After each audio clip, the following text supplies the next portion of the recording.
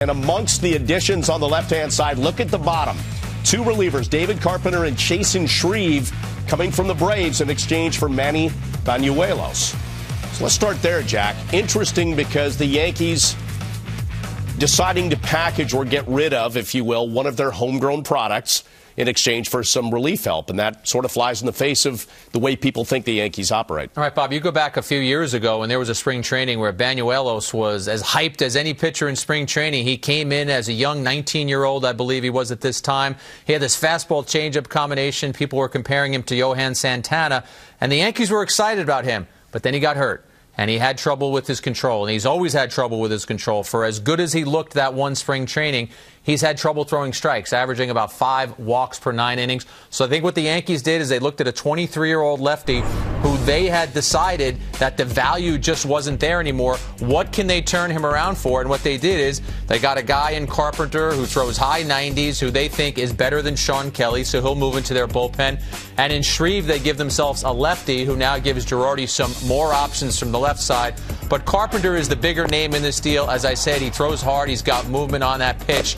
And people want to moan, hey, they lost Banuelos. This is a guy who threw 90 innings in his last 3 seasons. And I think you have to give the Yankee decision makers some credit here. They would not trade a 23-year-old lefty if they thought there was something left there, some value. They need starters. They wouldn't send Banuelos away if they thought there was a chance that he could help their rotation. You know, it just goes to show, Jack, there's such a prejudice against short pitchers. I mean, Banuelos is 5'9", maybe.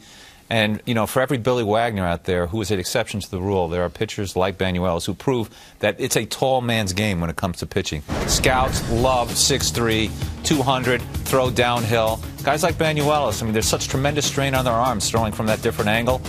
Too many times it ends up like Banuelos where he gets hurt, and that's going to, you know, I'm not saying his career is over, but certainly his Yankee heyday is over. His run is over for exactly the reason that I was told. You can make the argument that they weren't quite sure what Banuelos was going to be next season. Don't they have a better feel for what they think Shreve, who came up at the end of last year and performed pretty well for the Braves, and then Carpenter can be or are? Oh, I think that's 100% true. I don't think any of us know what Banuelos can be. And he can make Bob and I look like fools and go out and make the Braves rotation and win in double digits this year, pitch 150 innings, and look competent in the National League. I don't think that is going to happen. I think you can project much more easily, as you just said, what Carpenter and what Shreve are going to be. And I think as you look at Cashman and the front office's offseason and some of the decisions that they've made, they are clearly trying to load up on that bullpen. Now, they didn't bring back Robertson. I was an advocate of that. Right. I would have loved to have had Robertson and Miller teaming with Betances. But they're adding arms to this bullpen. And while the rotation looks as if it's more unsteady, the bullpen looks very solid. You know, I'm with you, Jack, as I usually am, on Robertson. You know, I mean, if they're going to give 4 years to Miller, then why wouldn't you give 4 years to Robertson, a guy who did it, who actually proved that he can pitch in New York under most extreme conditions, you know, inheriting the job from Mariano Rivera. I don't think there was anything in Robertson's resume that suggested that he didn't deserve 4 years from the Yankees, a team that knew him best. That would have been a killer end game recipe for Joe Girardi to have Robertson, Betances, and Miller all at once. I mean, it would be lights out after the 6th inning. I don't know why the Yankees didn't go for it. You know, the other factor about this new bullpen, I mean, lots of young, hard-throwing pitchers. That's great in theory, but they have to pitch in New York. I mean, especially when they come from the National League. It remains to be seen what it's going to be like for them to stand on the mound in the Bronx, in that little ballpark with the right field. You know, it's not that easy. Ask Brian McCann what it's like to go from Atlanta to New York. Not that easy. And you talk about, we always mention this, putting him in Larry Rothschild's laboratory. Maybe he helps some of these guys. Maybe Miller becomes more effective, gets a little more control, and works around the plate. And by the way, what does it also say about how they feel about Dellin Betances, the fact that they let Robertson go? Yeah, I think that Betances, for me, he's the closer. I know they're going to go into spring training, and they're not going to answer that question right away, and there might even be some situations where they match up. I think Betances has to be your closer. I think you have to designate that. There might be a situation where Miller is ready to go one day and you've got 2 out of 3 of the batters in the 9th inning are going to be lefties. You might do that once in a while. I think Betances has earned the right to be the closer. The way that he pitched last season, I would have him as that lockdown 9th inning guy. I have no question about that. If you're not going to have Robertson, Betances, stuff-wise, is the obvious person to inherit the job. I just like to see what he's like after 2 or 3 days in a row. Can he get hitters out when he doesn't have his best stuff? I mean, Rivera was the greatest at it. I mean, even at the end, he could beat you with B or B+ stuff.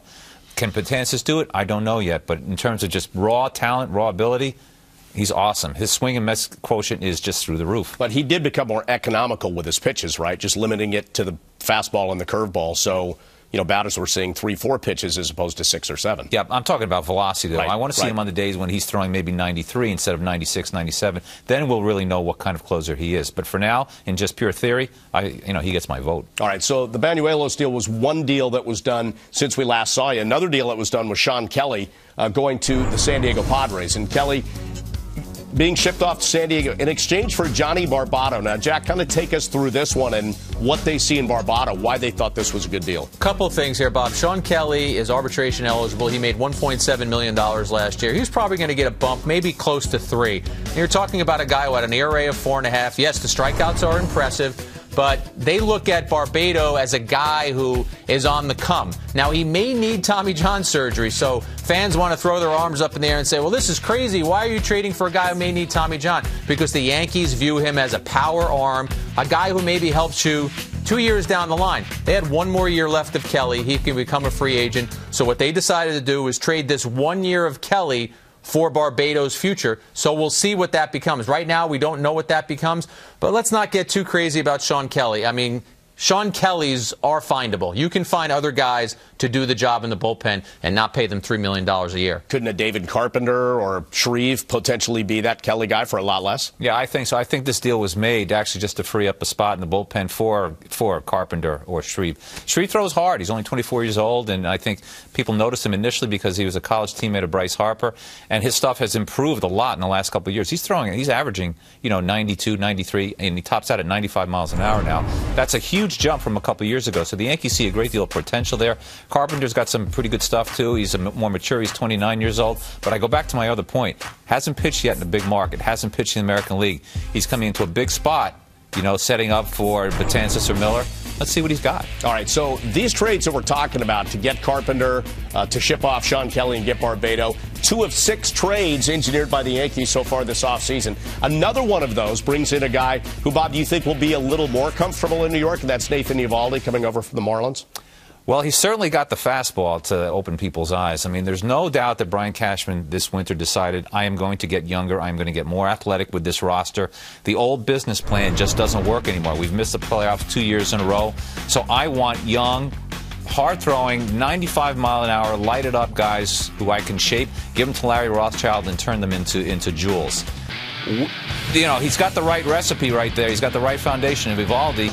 Throws hard, 4th best fastball velocity in the major leagues last year, but not a real strikeout pitcher. It's a curious mix there.